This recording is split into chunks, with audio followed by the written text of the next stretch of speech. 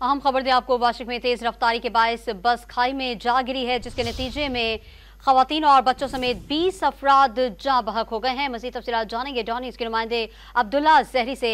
अब्दुल्ला, इस हवाले से क्या तफसीलात हैं आपके पास, आगाह कीजिएगा।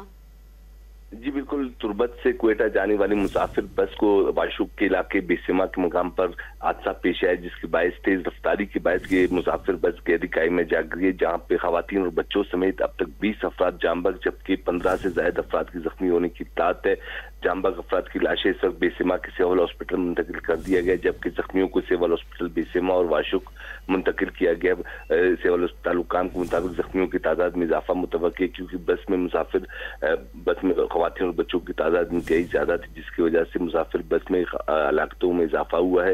इस वक्त लेवीज और दीगर रेस्क्यू काम जाए वकुआ पे मौजूद है, जबकि दीगर जख्मियों को भी जाए हादसे से निकालकर अस्पतालों की जानिब मुंतकिल किया जा रहा है। ये वाशुक का इलाका है जहाँ पे ये हादसा पेश आया, जहाँ पे सेहत की सहूलियात इंतहाई करीबी अस्पताल करीब ना होने की वजह से हादसे में जांबक होने वालों की तादाद में इजाफा हो चुका है। जी।